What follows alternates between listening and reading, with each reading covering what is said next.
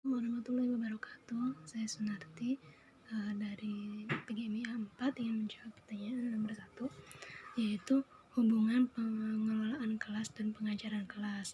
Nah, pengelolaan kelas yaitu kegiatan yang meliputi perencanaan, perorganisasian, pengarahan, pengkoordinasian, pengawasan, dan penilaian. Nah, pengelolaan kelas juga bisa disebut dengan guru, kegiatan yang dilakukan oleh guru dengan tujuan menciptakan kelas dan mempertahankan kondisi yang optimal saat proses belajar mengajar. Nah, sedangkan pengajaran yaitu segala jenis kegiatan yang dengan sengaja kita lakukan dan secara langsung dimaksudkan untuk mencapai tujuan-tujuan khusus dalam pengajaran. Nah, oleh karena itu hubungan antara pengelolaan kelas dan pengajaran sangat erat kaitannya, di mana strategi penyelenggaraan dalam mengajar itu tuh jika terkendali dengan aman, maka dalam pengelolaan kelasnya juga akan baik.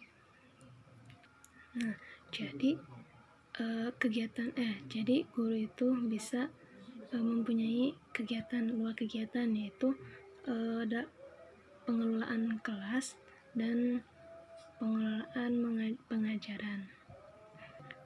Karena jika tidak saling berhubungan, jika dalam pengajarannya materi yang tidak jelas, terus menyampaikan materi yang terlalu sulit atau terlalu mudah, itu tidak akan dalam pengelolaan kelasnya tidak akan teratur.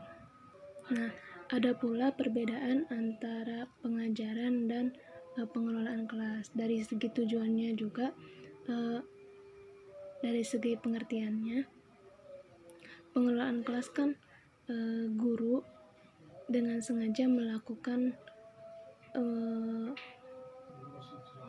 penciptaan kelas dan pengelolaan mempertahankan kelas agar tetap kondusif saat proses belajar mengajar, sedangkan pengajarannya itu segala jenis kegiatan yang dengan sengaja guru lakukan tapi karena untuk mencapai tujuan dalam pembelajaran.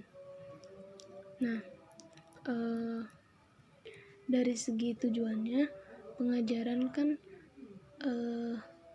khususnya itu tuh tujuannya untuk pengajaran, yaitu menentukan entry behavior siswa, menyusun rencana pelajaran, memberi informasi, bertanya, menilai, dan sebagainya. Nah, kalau pengelolaan kelas itu di mana guru tuh menciptakan jadi pengelolaan kelas tuh di situ tuh guru tuh bertujuan untuk menciptakan dan mempertahankan kondisi kelas agar tetap kondusif dalam proses belajar membelajar. Nah, dari perbedaan dalam segi masalah, menyelesaikan masalah, pengelolaan juga pengelolaan kelas, kalau ada masalah tuh ditanggulanginya dengan tindakan yang korektif. Sedangkan untuk pengajaran harus menggunakan korektif instruksional. Jawaban nomor 2 yaitu penguatan positif dan contohnya, dan penguatan negatif dan contohnya. Nah, untuk penguatan positif yaitu suatu penguatan terhadap tingkah laku yang baik yang diberikan berupa pujian, hadiah, dan tanda penghargaan. Contohnya, siswa itu mendapat nilai tinggi saat ulangan matematika. Nah, siswa tersebut juga berhak mendapatkan hadiah atau pujian dari gurunya. Itu sebagai bentuk penghargaan agar meningkatkan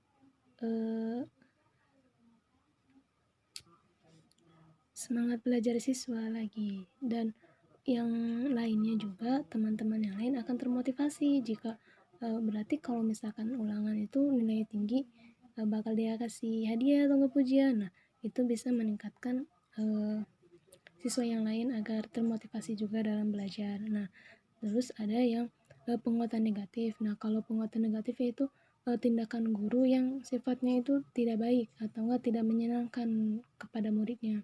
Misalnya itu guru itu mencela seorang murid. Nah, mencelanya itu misalkan muridnya itu tidak pandai atau enggak kurang kurang merespon dalam materi pelajarannya. Jadi guru itu tuh mencelanya misalkan dengan perkataan yang kotor, dengan perkataan yang tidak baik, misalkan kamu bodoh. Nah, itu penguatan yang negatif.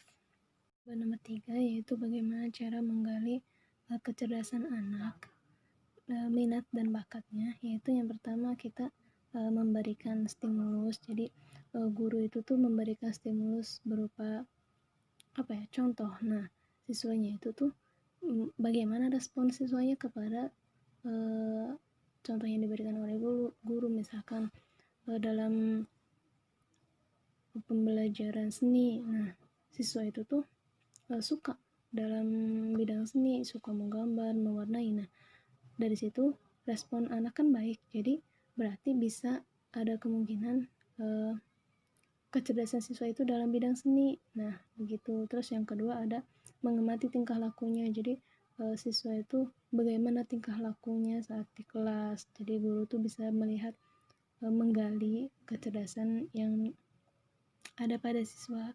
Terus memperhatikan kecerdasannya juga. Jadi saat proses belajar mengajar tuh guru mengamati tingkat pengetahuan siswa dalam belajar itu seperti apa, dan itu bisa dan itu bisa menjadikan guru tahu bahwa siswa itu tuh mampu punya potensi di bidang apa. Terus yang keempat ada memberikan ruang eksplorasi. Misalkan kalau siswa SD lebih sukanya pada bidang olahraga. Nah, kalau misalkan begitu gurunya membolehkan. Nah, terus yang kedua memberikan dukungan. Jadi kalau misalkan kan ada aja siswa misalkan suka pada bidang ini, tetapi di rumahnya misalkan sama orang tuanya itu tuh tidak diperbolehkan. Nah, tapi guru itu tuh jangan menekankan juga kalau itu tuh tidak baik. Jadi gurunya itu juga harus mendorong, memberi dukungan kepada siswanya. Kelima yaitu bagaimana cara mengatasi anak yang hiperaktif. Yang pertama yaitu guru itu harus mencari faktor pemicunya dulu. Nah, siswa itu tuh bisa hiperaktif itu tuh karena apa? Misalkan karena bosan, karena memang butuh perhatian. Jadi guru itu tuh mencari dulu apa yang menjadi penyebab anak itu menjadi sangat aktif di kelas. Nah, yang kedua yaitu memberi keinginan anak, memberikan keinginan sebelum anak tersebut menuntut yang lebih jauh. Nah, misalkan kita tuh jadi sebelum anak meminta yang aneh-aneh, jadi guru itu harus menanyakan dulu, harus memberikan dulu apa yang inginnya. Terus yang ketiga yaitu memindahkan anak. Misalkan anak yang nakal itu ada di belakang. Nah, dia itu tuh hiperaktif tuh karena dengan teman sebelahnya. Jadi memindahkan yang siswa satu dengan yang lainnya, tukar gitu. Terus ada memberikan pengertian seperti yang tadi. Jadi guru itu menjelaskan dulu, memberi pengertian kepada anaknya dulu. Terus kalau misalkan memang tidak didengarkan, jadi baru guru itu memberikan hukumannya jangan yang berat-berat, misalkan suruh menghapus papan tulis begitu. Untuk pertanyaan nomor 7 yaitu bagaimana saya mengelola kelas jika ada murid yang mempunyai penyakit yang kakinya busuk begitu. Nah, jadi cara mengolahnya itu saya akan memisahkan siswanya itu untuk duduknya itu bisa di meja guru. Jadi kalau misalkan tetap disamakan dengan teman sekelasnya atau sebangkunya, nanti yang ada bakal dicela atau dihina sama teman-temannya. Jadi kalau misalkan juga diberikan belajar, siswanya itu belajar di ruang guru kan pasti ada saja guru yang tidak terima, jadi begitu. Jadi kalau saya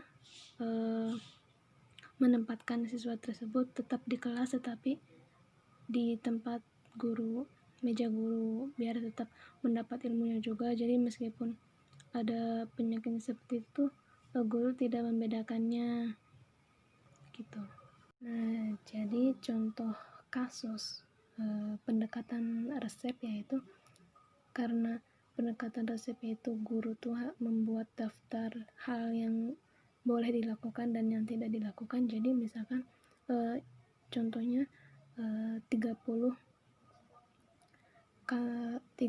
cara mengubah perilaku peserta didik. Nah, daftarnya itu yang pertama itu misalkan guru menegur siswanya, terus yang kedua bertindak tegas saat memperingati siswanya, terus yang ketiga yaitu tidak pandang bulu, misalkan yang salah itu siswa perempuan ya, jadi tetap harus diperingati begitu, jangan meskipun itu perempuan tetapi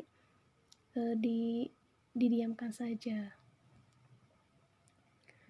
Untuk nomor 8 yaitu seberapa penting teknologi dalam pengelolaan kelas. Nah, menurut saya sangat penting dalam pengelolaan kelas karena dengan adanya teknologi, pertanyaan seberapa penting teknologi dalam pengelolaan kelas, jadi menurut saya sangat penting adanya teknologi dalam pengelolaan kelas karena dengan adanya teknologi mempermudah guru dalam mengelola kelas.